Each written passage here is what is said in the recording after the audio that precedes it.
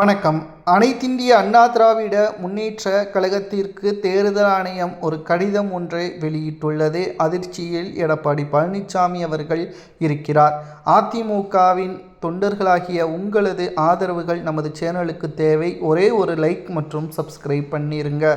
கடந்த 11 தேர்தல்களில் எடப்பாடி பழனிசாமி தலைமையிலான அதிமுக தோல்வியை மட்டும்தான் தழுவியுள்ளது. வாக்கு சதவீதமும் குறைந்துள்ளது. நடைபெறக்கூடிய இடைத்தேர்தல், அதனைத் தொடர்ந்து நடைபெறக்கூடிய உள்ளாட்சி தேர்தலிலும் முழுமையான தோல்வியே அதிமுக பெற்றால் கணிசமான வாக்கு வங்கிகளையும் இழக்க நேரிடும். இதனைத் தொடர்ந்து அதிமுகவின் அங்கீகாரம் கூட ரத்து செய்யப்படுவதற்கான வாய்ப்புகள் இருப்பதாக தேர்தல் ஆணையம் முன்னெச்சரிக்கையாக ஒரு கடிதம் ஒன்றை கொடுத்துள்ளது. தேர்தல் ஆணையம் அங்கீகாரம் ரத்து செய்யப்பட்டால் என்ன நடக்கும்? இரட்டை இலை சின்னம் கையை விட்டு போகும்.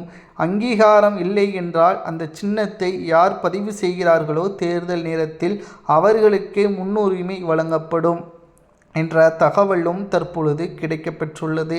தேர்தல் ஆணையத்தின் இந்த அறிவிப்பால் தமிழ்நாட்டில் தொடர்ச்சியாக அதிமுக ஆட்சியையும் கைப்பற்றியது, மக்களது மனதையும் கைப்பற்றியது. ஆனால் இப்பொழுது இருக்கக்கூடிய அரசியல் கள நிலவரம் அதிமுகவிற்கு முழுமையாக எதிராகவே அமைந்துள்ளது. மக்கள் அதிமுகவை வேண்டாம் என்று புறக்கணிக்கிறார்களா, எடப்பாடி பழனிசாமி வேண்டாம் என்று புறக்கணிக்கிறார்களா என்று பார்க்குமேயானால் எடப்பாடி பழனிசாமி வேண்டாம் என்றுதான் புறக்கணிக்கிறார்கள்.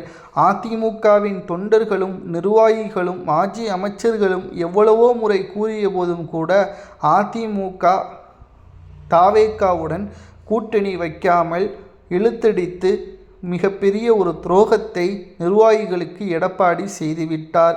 அவருக்கு முதல்வர் பதவி கிடைக்கவில்லை என்ற காரணத்தினால் எடப்பாடி பழனிசாமி அவர்கள் சுயநலமாக செயல்பட்டுள்ளார்.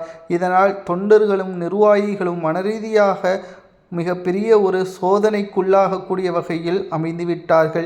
தற்பொழுது தேர்தல் ஆணையத்தின் இந்த அறிவிப்பாலும் அதிமுகவின் அங்கீகாரம் ரத்து செய்யப்படுமோ என்ற ஒரு அச்சத்திலும் தற்பொழுது இருக்கிறார்கள். இது அதிமுகவின் அரசியல் வட்டாரத்தில் மிகப்பெரிய அளவில் பேசும் பொருளாக மாறியுள்ளது. அதிமுகவை வெற்றியடைய வைப்பதற்கு ஏன் எடப்பாடியால் முடியவில்லை? அவர் செய்த துரோகங்கள் தான். சசிகலா, OPS, டிடிவி தினகரன், வைத்திலிங்கம், மனோஜ் பாண்டியன், புகழேந்தி, செங்கோட்டையன் என்று சொல்லிக்கொண்டே போகலாம் எடப்பாடியின் துரோகங்களை. இதனால்தான் மக்கள் எடப்பாடியை ஒதுக்கிவிட்டார்கள்.